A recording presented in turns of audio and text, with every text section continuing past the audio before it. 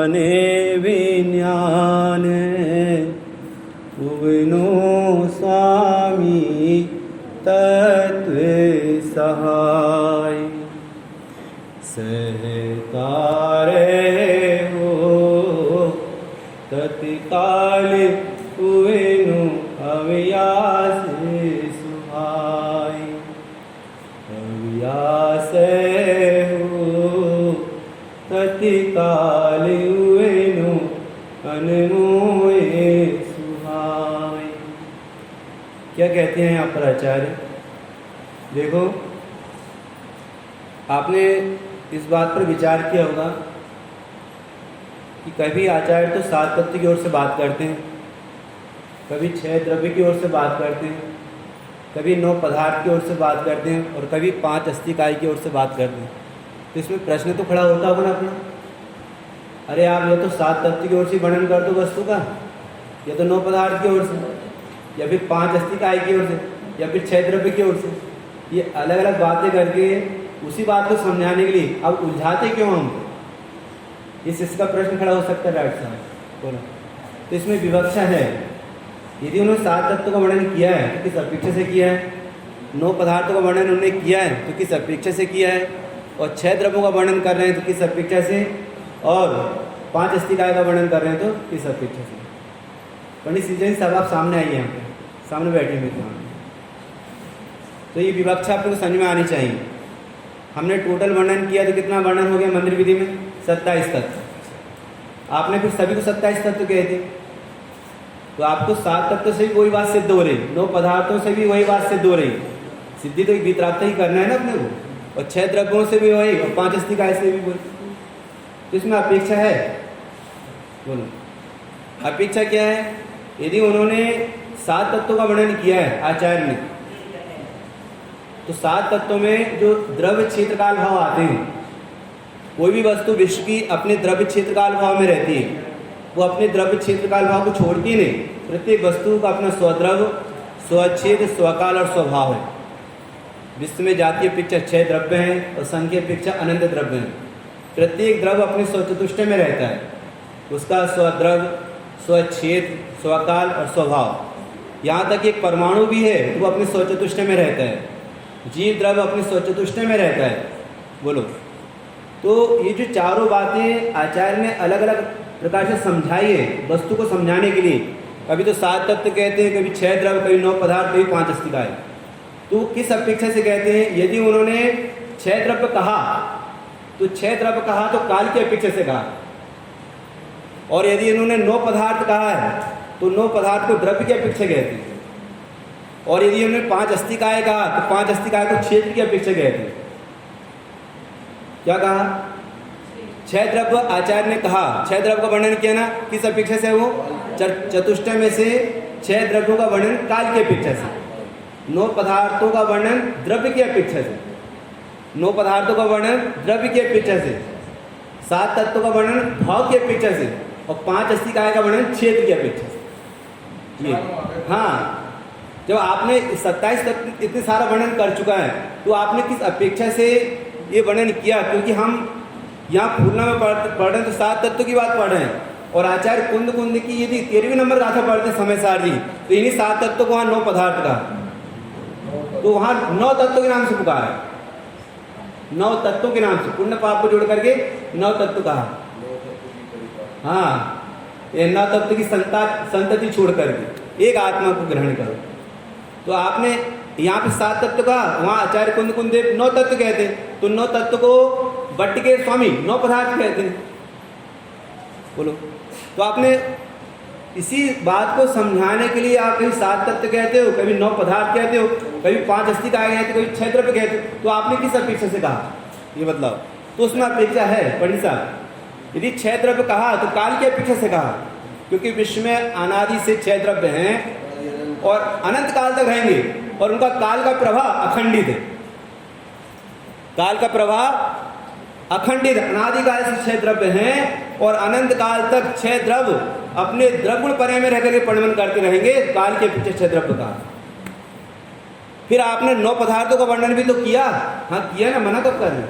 आचार्य कह रहे हैं मना कब किया हमने? क्या हमने 9 पदार्थों का वर्णन किया। 9 पदार्थों का वर्णन किया, वो द्रव्य की अपेक्षा किया। क्या द्रव्य की अपेक्षा किया? क्योंकि जो द्रव्य होता है तो द्रव्य कहते किसे? गुण और पर्याय के समूह को द्रव्य कहते हैं। द्रव्य किसे कहते हैं? गुण पर्यायवत द्रव्यम, गुण और पर्याय के समूह को द्रव्य कहते हैं। सामान्य विशेषात्मक वस्तु को द्रव्य कहते हैं, गुणों के समूह को द्रव्य कहते हैं। और सुनो, द्रव्य क्षेत्र काल भाव, उसमें जो क्षेत्र का आधार हो, जो काल का आधार हो, जो भाव का आधार हो, उसे द्रव्य कहते हैं। आपने पढ़ा होगा द्रव्य, क्षेत्र, काल और भाव। तो द्रव्य, इसको क्या कहा? द्रव्य, क्षेत्र, काल और भाव, इन तीनों का जो आधार होता है उसको द्रव्य कहते हैं। न्याय समझ में? ये द्रव्य, क्षेत्र, काल, भाव लिया कि नहीं लिया? 4 नाम, द्रव्य, क्षेत्र, काल, भाव। तो इसमें द्रव्य, क्षेत्र, काल और भाव, हमको भाव तो समझ में आता है, हमें काल भी समझ में आ जाता है, हमें क्षेत्र भी समझ में आ जाता है, पर हमें द्रव्य समझ में नहीं पा रहा, क्योंकि हमने द्रव्य की परिभाषा ये पढ़ रखी है कि गुणों के समुदाय को द्रव्य कहते हैं। बोलो, पर्याय के समूह को द्रव्य कहते हैं। बोलो, सामान्य विशेषात्मक द्रव्य होता है, नित्य अनित्यात्मक द्रव्य होता है, तद अतत रूप द्रव्य होता है, एक अनेक रूप द्रव्य होता है, हमने तो पढ़ा है। लेकिन द्रव्य, क्षेत्र, काल, भाव में भी जो द्रव्य आता है वो द्रव्य की परिभाषा क्या है? द्रव्य, क्षेत्र, काल, भाव में जो द्रव्य आता है वो द्रव्य की परिभाषा क्या है? बोले, जो क्षेत्र का, काल का और भाव का आधार है वो द्रव्य कहलाता है, जो तीनों का आधार है वो द्रव्य कहलाता है। आपको समझ में पड़ेगा आचार्य ने किस अपेक्षा से कहाँ क्या वर्णन किया है। आपको बताया था नियम सारणी में आचार्य ने, पद्म प्रबलधारी देव ने इन्हीं 6 द्रव्यों को 6 रत्न कहे हैं। 6 रत्न कहे, 6 रत्न है विश्व में। बोले क्या? जीव, पुद्गल, धर्म, अधर्म, आकाश और समझ में? बोलो,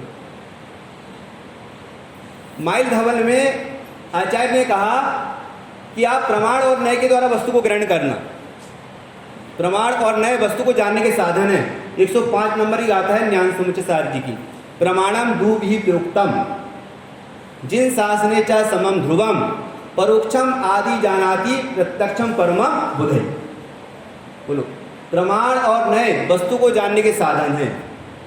और माइल धवल आचार्य कहते हैं प्रमाण न्याय के द्वारा वस्तु को जानोगे तो वस्तु ग्रहण तो होगी, पर इस स्याद के बिना ग्रहण करोगे तो आप भोजन में विष मिलाकर सेवन कर रहे हो। हाँ, यदि आप बिना स्याद के प्रमाण और न्याय के द्वारा वस्तु को ग्रहण करते हो, बिना स्याद के, बिना अपेक्षा के, स्याद माने अपेक्षा, बिना अपेक्षा के प्रमाण और न्याय के द्वारा, प्रमाण न्याय माने क्या होता है? वस्तु को जानने के साधन।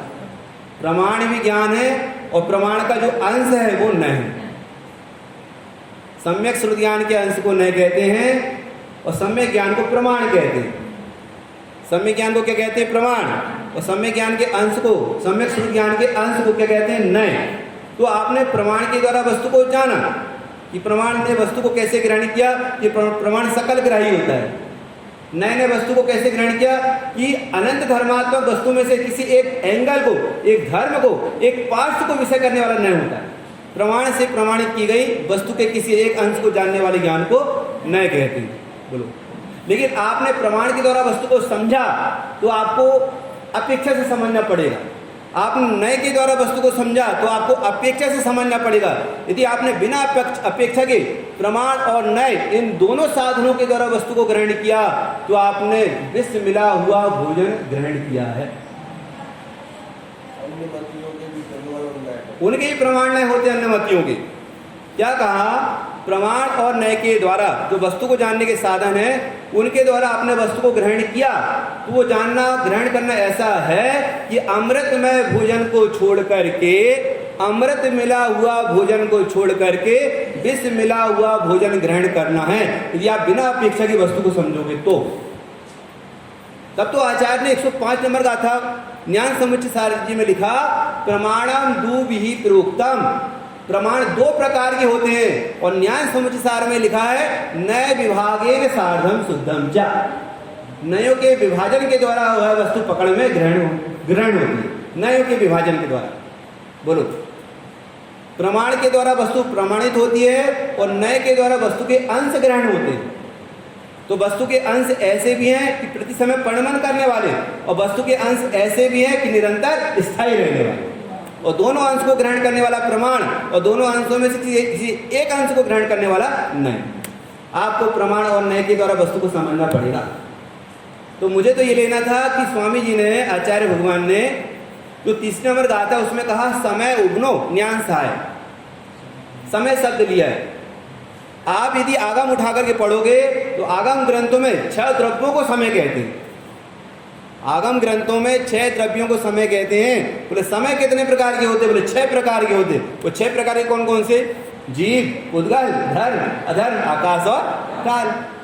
बोलो, आगम ग्रंथों में 6 द्रव्यों को समय कहते हैं और अध्यात्म ग्रंथों में समय जीव नामक पदार्थ को कहते हैं।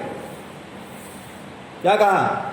अध्यात्म ग्रंथ उसे कहते हैं जिसमें एक आत्मा की मुख्यता से वर्णन चले, उसे अध्यात्म ग्रंथ कहते हैं। और जिसमें 6 द्रव्यों का स्वरूप बतलाना है आचार्य को, उसे आगम ग्रंथ कहते हैं। बोलो,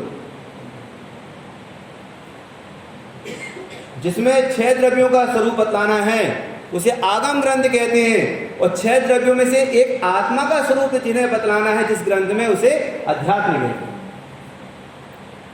आप तत्ववाद सूत्र जी उठाकर पढ़ लो, प्रवचन सारी परमागम उठाकर पढ़ लो, ये आगम ग्रंथ हैं।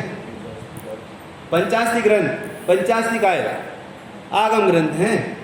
और उन आगम ग्रंथों में से जो शुद्ध जीव नामक पदार्थ है, जो जिससे अपना प्रयोजन सजता है, क्या होता है डॉक्टर साहब? कभी भी 2 चीज याद रखना नहीं, वक्ता को भी और श्रोता को भी। क्या? आप ही याद रखना, भूलना नहीं कभी भी। भले आपने जैसे भी 8-10 साल में हमको बुलाया, अब कब आ रहा भी पता नहीं, लेकिन 2 चीजें हमेशा याद रखना, एक तो अपेक्षा और दूसरा प्रयोजन। कि भाई वक्ता जो वर्णन कर रहा है वो किस अपेक्षा से वर्णन कर रहा है और किस प्रयोजन से वर्णन कर रहा है। यदि आप अपेक्षा नहीं समझोगे तो विवाद खड़ा हो जाएगा। डॉक्टर साहब बहुत मेहनत करी आपने, क्या कहा? आप जाकर समय मिला ऋषभ भैया के पास। आपको 2 चीजें याद रखना पड़ेगा, एक तो अपेक्षा, दूसरा प्रयोजन। कि आपने जो वर्णन किया वो किस अपेक्षा से किया और किस प्रयोजन से किया। बोलो, प्रत्येक वस्तु काय में रहती है? प्रत्येक वस्तु अपने स्वचतुष्टय में रहती है, अपना स्वद्रव्य, स्वच्छेद, स्वकाल और स्वभाव। तो स्वचतुष्टय में रहती है। इसमें क्या सिद्ध करना आचार्य को? आचार्य को इसमें यह सिद्ध करना कि एक द्रव्य की दूसरे द्रव्य से भिन्नता है। समझ में आया? एक द्रव्य की दूसरे द्रव्य से भिन्नता है। तो आचार्य ने यह कहा कि प्रत्येक वस्तु अपने स्वचतुष्टय में रहती है, अपना स्वद्रव्य, स्वच्छेद, स्वकाल, स्वभाव में रहती है। वो आज तक किसी के साथ मिली हुई नहीं। समय सारणी की 3री गाथा है, विश्व के सारे पदार्थ जो जातीय अपेक्षा 6 और संख्या अपेक्षा अनंत पदार्थ हैं, वे सारे पदार्थ विश्व में एक साथ रह रहे हैं। विश्व कहते किसे हैं? आपने पढ़ा नहीं पाठशाला में? 6 द्रव्यों के समूह को। अरे वाह, मतलब विदिशा वालों का शिविर करना सफल हो गया। पंडित शिवचंद जी साहब की मेहनत है, डॉक्टर सराय जी की मेहनत है। आपके यहाँ डेली स्वाध्याय होता है, सुना, मतलब 25-30 लोग डेली स्वाध्याय में रहते हैं। अब तो बस संख्या बढ़ जाएगी, वैसे भी आपके यहाँ की नहीं बढ़ेगी। वो तो कल से पता चलेगा कल से पता चलेगा। अच्छा, मेरा उठ गया। बोलो, तो क्या कहा हमने आपसे? 2 चीज आप हमेशा याद रखना, एक तो अपेक्षा, दूसरा प्रयोजन। अरे लौकिक में बोलते ना, अरे भाई आपने जो बात कही हमें किस अपेक्षा से कही है और किस प्रयोजन से कही है। तो आचार्य ने कहा कि प्रत्येक द्रव्य, प्रत्येक पदार्थ अपने स्वचतुष्टय में रहता है। तो आचार्य इसमें बतलाना क्या चाहते हैं कि प्रत्येक द्रव्य भिन्न है। आचार्य को स्वचतुष्टय में वस्तु रहती है, इसके पीछे अपेक्षा क्या थी आचार्य को? कि एक द्रव्य आज तक दूसरे द्रव्य से कभी मिला नहीं। वे द्रव्य विश्व में एक साथ रहते हैं और विश्व में एक साथ रहने पर भी एक दूसरे को डिस्टर्ब नहीं करते। बोलो, और एक दूसरे को डिस्टर्ब नहीं करने के कारण जगत सुंदर है। इसलिए जगत सुंदर है। क्या सुंदर है? कि जहाँ पे जीव है वही पुद्गल है, वही धर्म द्रव्य है, वही अधर्म द्रव्य है, वही आकाश द्रव्य है और वही काल द्रव्य है।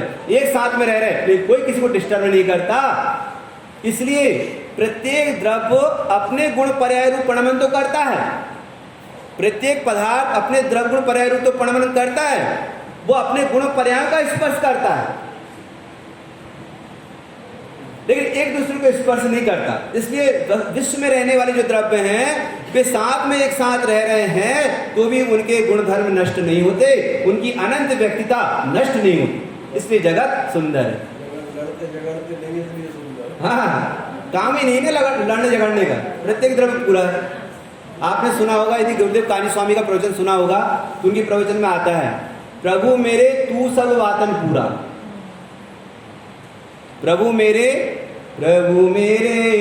तू सब वातन पूरा, पर की आस कहाँ कर प्रियतम, पर की आस कहाँ कर प्रियतम, तू किन बातें अधूरा, प्रभु मेरे तू सब बातन पूरा।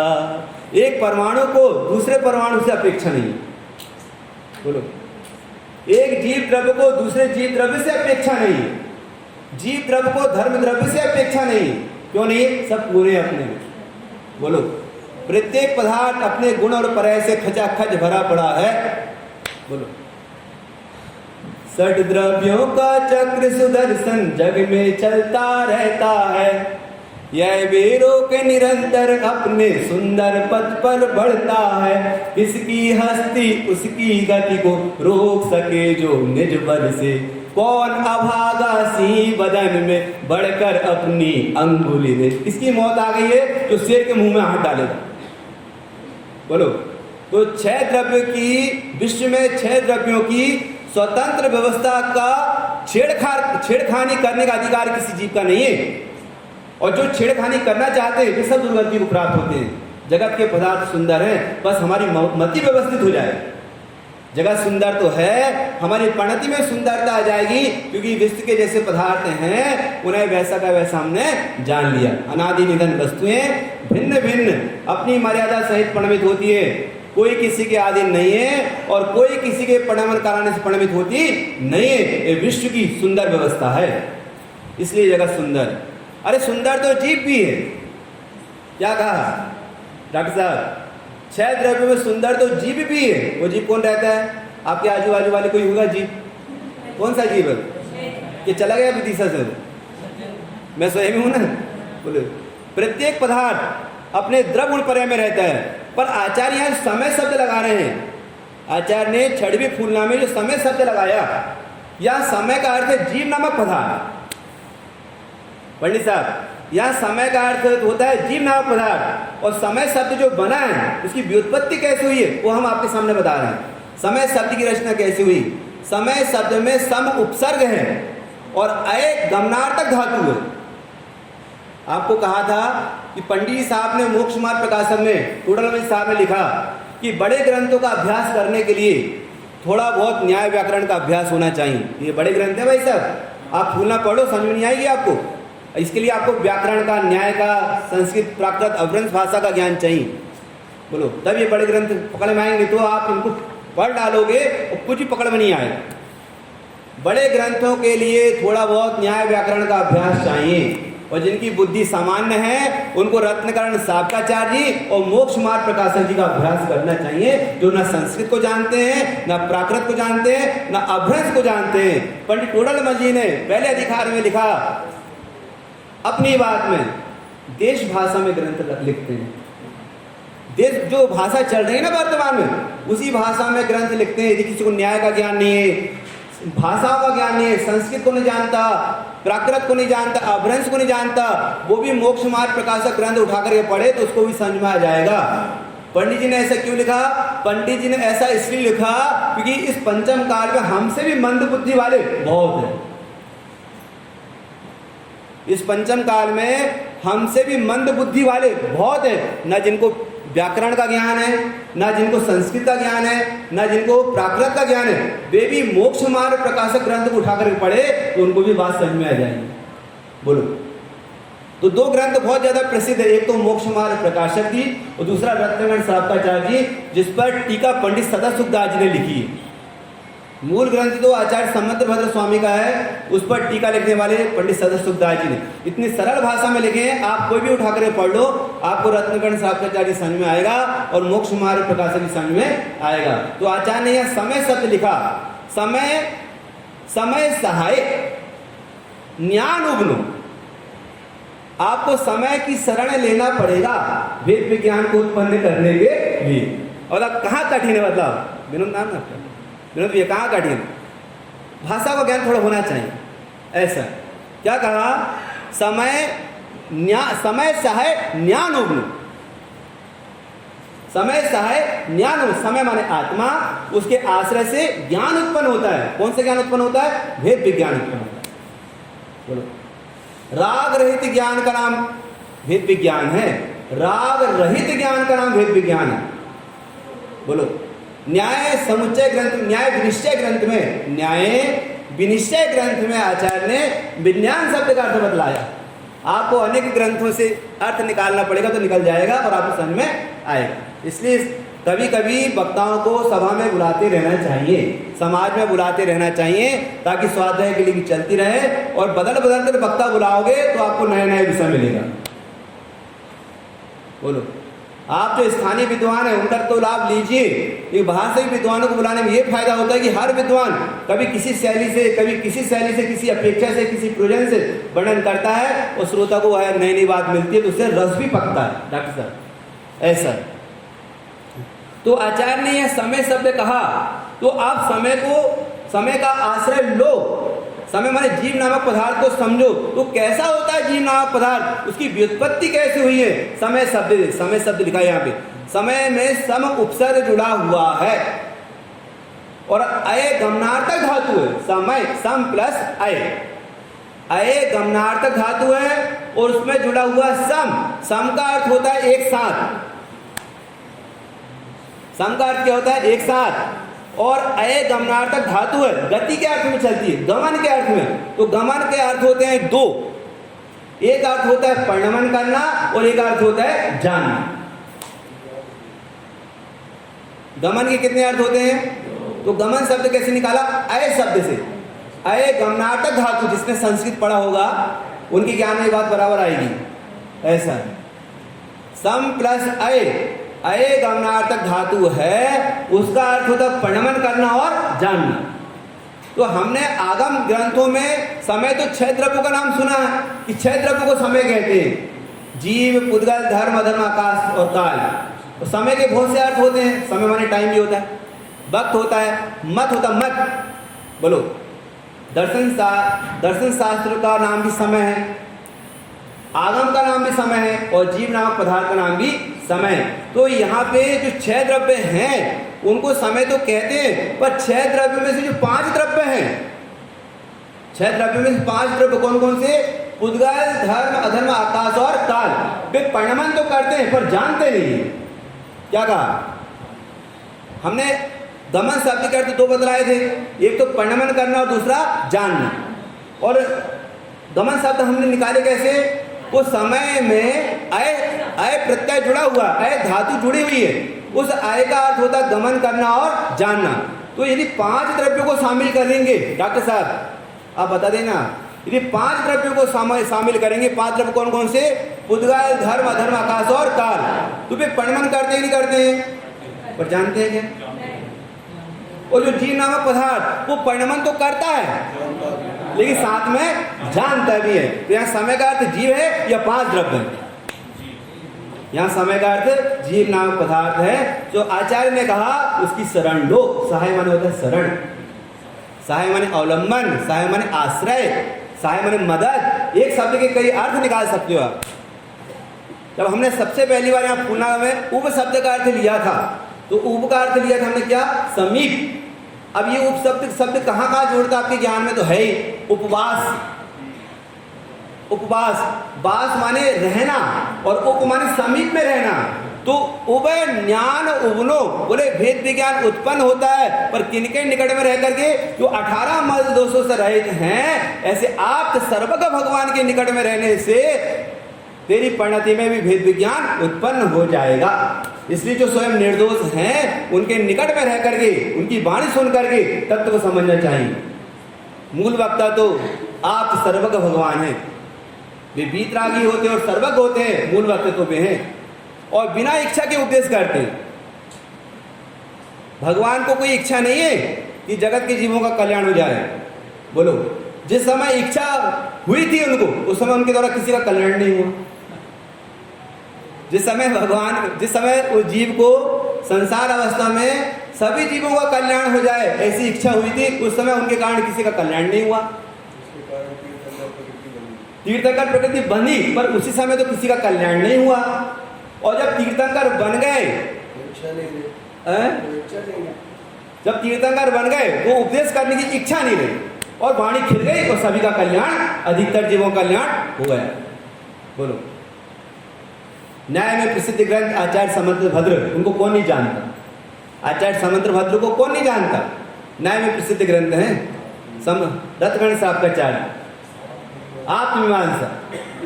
तो आत्ममीमांसा में कहा कि जगत में सर्वज्ञ होते हैं।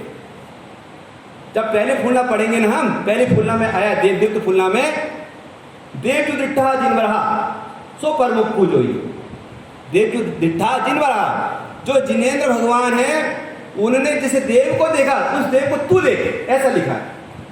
देव जो दिट्ठा जिनवरहा सो परमप्पा जो, जिस देव को जिनेंद्रों ने देखा उस देव को तू देख। तो उन्होंने दोनों देवों को देखा, अरिहंत को भी और अरिहंत के कारण को भी।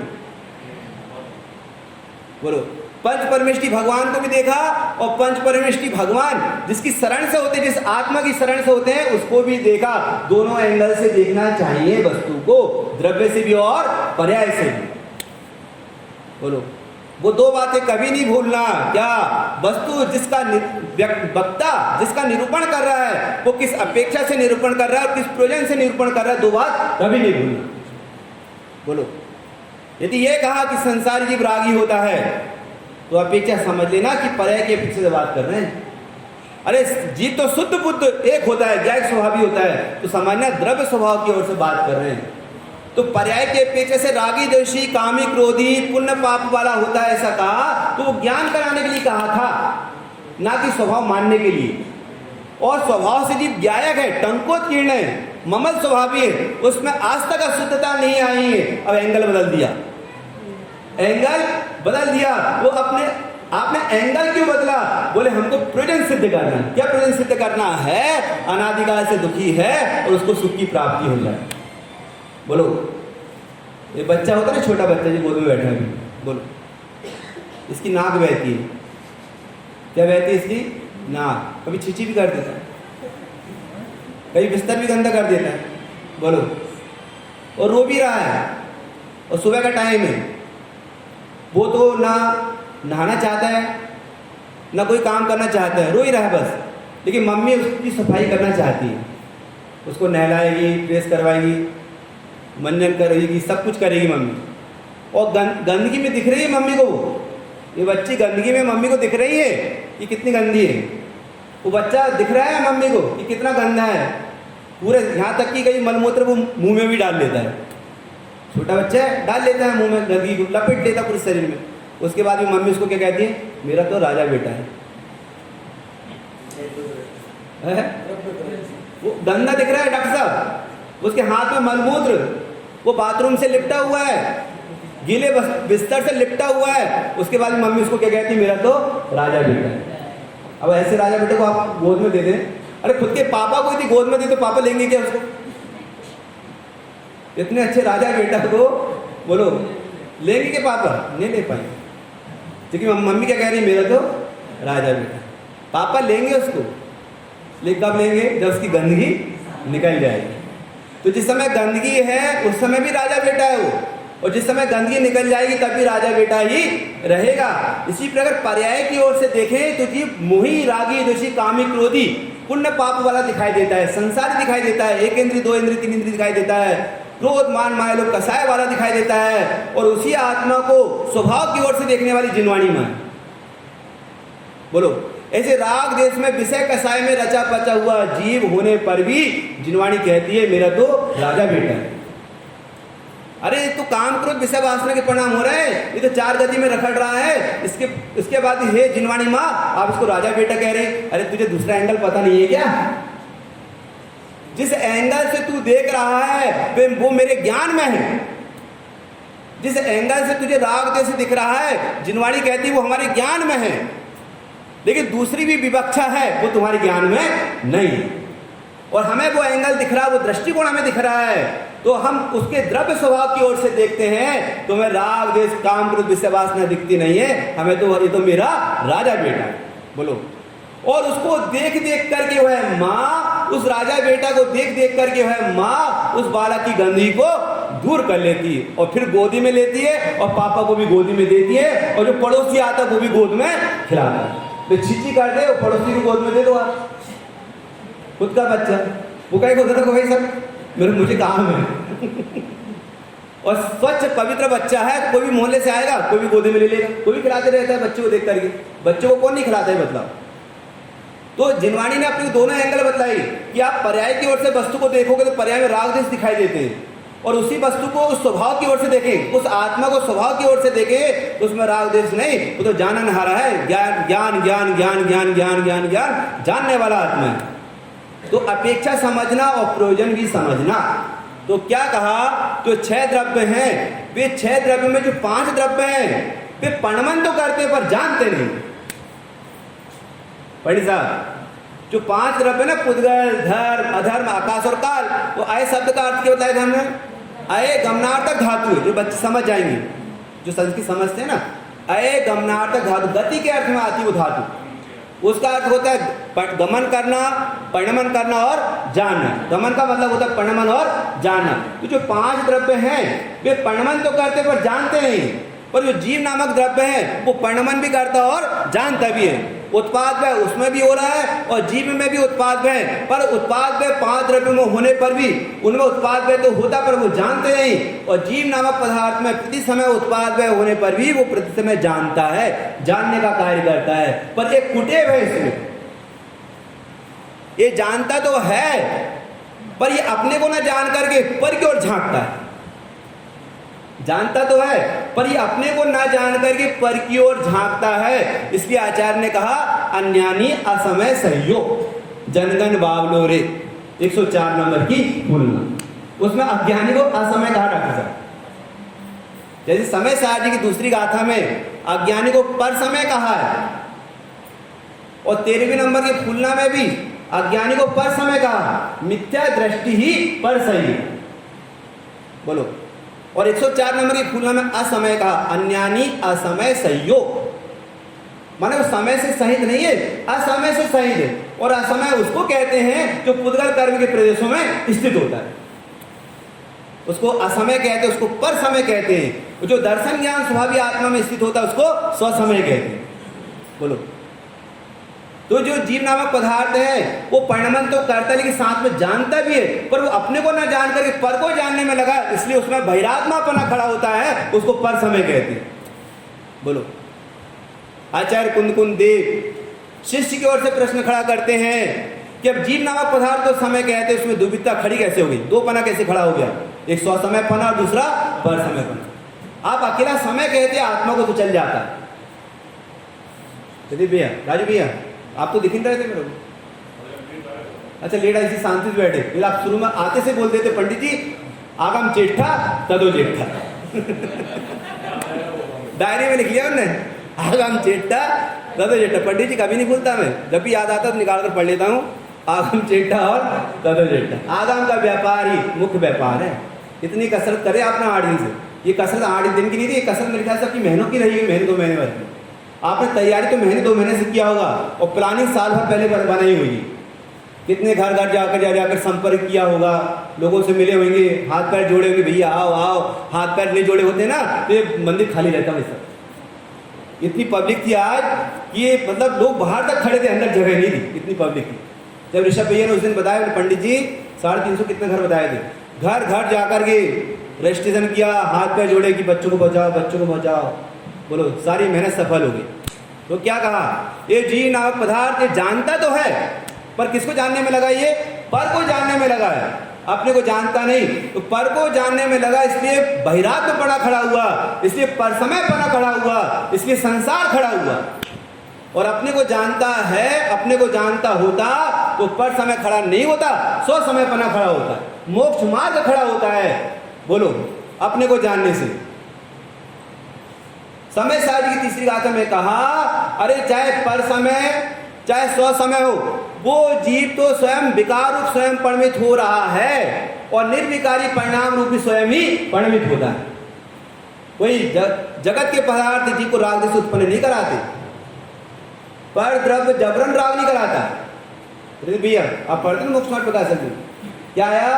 पर द्रव्य जबरन राग नहीं कराता, जीव अपनी भूल से अपनी परिणति में राग करता है। अपनी अज्ञानता से राग खड़ा होता है और सम्यक ज्ञान से वीतराग प्रणति उत्पन्न होती है। बोलो, दुख का कारण अज्ञान है और सुख का कारण सम्यक ज्ञान। ज्ञान में ज्ञान होगा, ये लिखा है ना, ज्ञान सहाय समय उग्नु। बोलो, अब उस समय को द्रव्य गुण पर्याय से उत्पाद व ध्रुव से हम यदि यथार्थ समझें तो हमें वस्तु की समग्रता ग्रहण होती है। यदि हम द्रव्य गुण पर्याय से वस्तु को नहीं समझेंगे तो हमें समग्रता ग्रहण होने वाली नहीं है। वो पंडित एक भाई साहब क्या नाम था, वो बाजू बैठे राजू की आदमी, बोले पंडित जी आप थोड़ी स्पीड कम कर दिया करो, हमारी आदत लिखने की है। बोले क्यों? जब बादल से बरसात होती है और पानी एकदम से गिरता है तो बह करके कहाँ चले जाता है पता नहीं चलता, और बूंद बूंद पानी टपके आसमान से, बूंद बूंद पानी टपके, तो जब बूंद बूंद टपक रहा है तो वो बहेगा कि जमीन में जाएगा? पंडित जी हमारी लिखने की आदत है, आप इतनी स्पीड से बोल देते हो पता नहीं वो बात कहाँ चली जाती है, लेकिन पेन जहाँ का वहीं और कापी वहीं की वहीं, कुछ भी नहीं लिख पाते। बोलो, पानी की वर्षा हो धीमी हो तो जमीन सींचती है और सींचने के बाद फिर जो बचा पानी वो अपने आप बह जाता है। बोलो, वस्तु कैसी होती है? उत्पाद व ध्रुव्यात्मक होती है, गुण और पर्याय वाली होती है। तो जीव नामक पदार्थ भी द्रव्य गुण पर्याय वाला है, द्रव्य गुण पर्याय वाला है, उत्पाद व ध्रुव रूप है, प्रति समय रह करके परिणमन होता है। इस आत्मा में भी प्रति समय रह करके परिणमन हो रहा है, लेकिन भाई वो परिणमन की ओर से नजर हटा और जो स्थायी चीज है उस और देख, क्या होगा? जीव की अनादिकाल से पर्याय पर दृष्टि है, उत्पाद पर पर्याय पर दृष्टि है, तो पर्याय परिणमन कर जाती है ना, पर्याय परिणमन कर जाती है। इसी दृष्टि का विषय जीव को अज्ञानी को आज तक मिल पाया नहीं, और दूसरे एंगल से देखता है पर्याय के परिणमन करने पर भी द्रव्य जैसा का वैसा रहता है। उस स्वभाव की ओर से देखें तो उसी उत्पाद वाली पर्याय में जो मोह राग जिसके परिणाम खड़े हो रहे थे, स्वभाव को देखने से उसी उत्पाद वाली पर्याय में मोक्ष मार्ग उत्पन्न हो जाता है। ज्ञान सहाय जिनवर उत्तो, तू ज्ञान तो कर, पर जिनेंद्र भगवान के द्वारा कहा गया तत्व के द्वारा कर, अज्ञानी के द्वारा कहा हुआ नहीं। जिनवर उत्तो ज्ञान सहाय, समय सहाय ज्ञान लो। अभी आप कह रहे थे जिनवर उत्तो ज्ञान सहाय, कि जिनेंद्र भगवान के उपदेश के द्वारा सम्यक ज्ञान का स्वरूप जानना। आप क्या कह रहे हैं? समय सहाय ज्ञान लो। आपने यही की विवक्षा बदल दी, यही की अपेक्षा बदल दी। आपने कहा कि बोले जिनेंद्र भगवान के द्वारा उपदेश हुआ ग्रहण, जिनेंद्र भगवान के द्वारा उपदेशित आत्मा को समझना, और अब कह रहे हैं कि उस आत्मा के आश्रय से सम्यक ज्ञान को उत्पन्न करना। क्या कहा? वस्तु को समझने के लिए जिनेंद्र भगवान के आगम का अभ्यास होना चाहिए। लेकिन जिनेंद्र भगवान के आगम का अभ्यास करके उसका लक्ष्य करते रहोगे तो वस्तु कभी समझ में नहीं आएगी। दोनों एंगल समझना। हम शास्त्र पढ़ते जा रहे हैं, शास्त्र पढ़ते जा रहे हैं, शास्त्रों में वर्णन काय का आया? बताओ काय का वर्णन आया शास्त्रों में? पदार्थों का वर्णन आया ना, 6 द्रव्य का वर्णन आया कि नहीं आया? 7 तत्व का वर्णन आया कि नहीं आया? 5 अस्थि काय का वर्णन आया कि नहीं आया? बोलो, हम शास्त्र पढ़ते गए ना, हमको 9 तत्व का पता है, ना 6 द्रव्य को पता है, ना 5 अस्थि काय का पता है। बोलो, आगम कार्यकारी है या अकार्यकारी है? हमें तो ना आगम तो पढ़ते हैं, हम शास्त्र पढ़ते हैं, हमें 7 तत्व के बारे में कोई निर्णय नहीं है। 7 तत्व के बारे में हमें कोई निर्णय नहीं है, लेकिन हम शास्त्र पढ़ते हैं। ऐसा शास्त्र पढ़ना भी कार्यकारी नहीं है। शास्त्र पढ़ करके पदार्थों का निर्णय करना। क्या कहा? शास्त्र का अभ्यास करके किसका निर्णय करना? पदार्थों का निर्णय करना। जो पदार्थों का निर्णय करता है उसको क्या प्रकट होता है? उसको मोक्ष मार्ग प्रकट होता है। उसको क्या प्रकट होता है? मोक्ष का मार्ग प्रकट होता है। और मोक्ष मार्ग किसका लक्षण है? श्रवण का लक्षण है। मोक्ष मार्ग किसका लक्षण है? श्रवण का लक्षण है। और श्रवण ही सच्चे मोक्ष मार्गी होते हैं। इसलिए मुख्य रूप से आगम का अभ्यास करना चाहिए। यदि पदार्थों का ज्ञान नहीं होगा तो आगम का अभ्यास कार्यकारी नहीं है। आगम का अभ्यास करना माने पदार्थों का निर्णय करने के लिए, और पदार्थों का निर्णय एक भेद विज्ञान के लिए, और भेद विज्ञान उत्पन्न होता है समय को समझने से। समय माने जीव नामक पदार्थ को समझने से। और वह जीव नामक पदार्थ कैसा है? जानता भी है और प्रणमन भी करता है। अब देखो, प्रणमन तो करता है और जानता भी है, पर अपने को न जान करके पर वस्तु को जानने में लगा है। देखो, ये मेरा मकान है, ये मेरी दुकान है, ये मेरे कपड़े हैं, ये मेरा चश्मा है, ये माइक मेरा है, ये रुपया पैसा मेरा है, दूसरों को जानने में लगा। तो वही आत्मा अपने ज्ञान को बाहर से समेट करके कहाँ लगाए? अपने ज्ञान में लगाए, अपने आत्मा में लगाए, तो अपना आत्मा अपने को जानने में आएगा। और अपनी पर्याय में अनादिकाल से उत्पन्न हुए मोहराग जिसके भाव है वे रहेंगे कि चले जाएंगे? चले जाएंगे। बोलो। इसके पहले की गाथा जो निकली थी उसका एक लाइन आया था जिसका अर्थ मैं करना भूल गया था। वो बहन जी ने मुझे याद दिलाई थी कि उसके सेकंड वाली लाइन का भी अर्थ तुम्हें करना था उस दिन जब मैंने अर्थ किया था। ये शब्द आया था डॉक्टर साहब, तम शब्द विवर्ण प्रियो। तम शब्द विवर्ण प्रियो। आपको पता है वर्ण शब्द के अर्थ क्या क्या होते हैं? तम शब्द विवर्ण प्रियो। तम माने उनके, उनके किनके? जिनवर के। उनके माने किनके? जिनवर के। और शब्द माने क्या? आगम। शब्द माने क्या? वाणी। और विवर्ण, तो विवर्ण में बी उपसर्ग लगा हुआ है। बी वर्ण में बी उपसर्ग लगा हुआ है जो मूल शब्द का अर्थ बदल देता है। विवर्ण के साथ जो बी शब्द जुड़ा है ना, वो उपसर्ग है, वो मूल शब्द का अर्थ बदल देता है। तो वर्ण माने होता है जाति, वर्ण माने होता है रंग, और वर्ण माने होता है अक्षर। पर यहां लिखा है विवर्ण।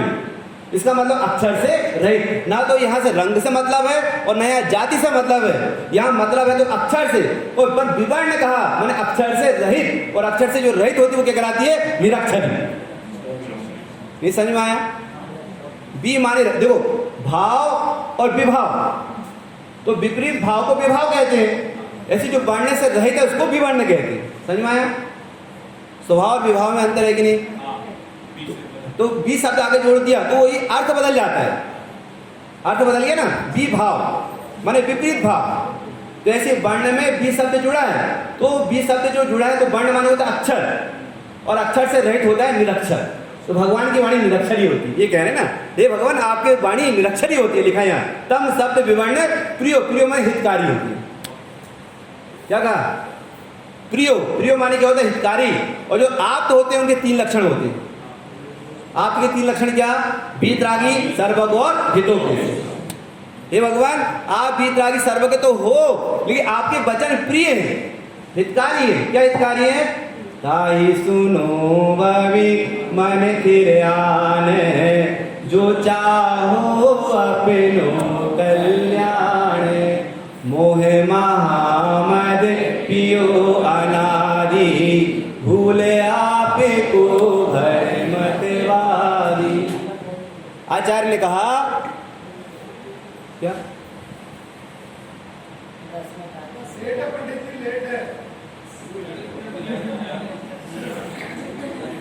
मतलब संदीप ये कह रहे हैं कि आपका उपयोग टिकाए रखो, ट्रेन 10 मिनट लेट है, आपका पुण्य काम करेगा। 40 मिनट लेट है, 40 मिनट लेट है, मतलब विदिशा वालों को भाग्य है। मतलब कल मेरा स्वाध्याय नहीं हुआ तो बहने माता बोल रही थी आज हमारी योग्यता ही नहीं थी, और आज ट्रेन अपने आप लेट हो गई। बोले कितने मिनट लेट हुई भी है संदीप भैया? तो 40 मिनट चलने दूंगा अभी, चलने दो 40 मिनट। नहीं उतना तो नहीं चलाऊंगा, लेकिन चला दूंगा थोड़ा बहुत, चलने दो थोड़ा बहुत। अच्छा आपको बोलना है? हाँ ठीक है ना, ठीक है बोलिए। अच्छा तो ये शब्द अर्थ समझ में आया आपको? विवर्ण आप फूलना में उठाकर पढ़ लेना, वर्ण और विवर्ण। आपको पता है जिनवाणी की रचना कितने वर्णों में होती है? 64 वर्णों में। कितने वर्णों में होती है? 64 वर्णों में द्रव्य श्रुत की रचना होती है। 27 स्वर और 33 व्यंजन। स्वर कितने होते हैं? 27, और व्यंजन कितने होते? 33। कितने हो गए? 60, और 4 होते योगवाहा। कितने होते? 64। 64 वर्णों में द्रव्य श्रुत की रचना होती है। और भगवान की वाणी जो सर्वांग से खिड़ती है ना, वो निरक्षर ही होती है।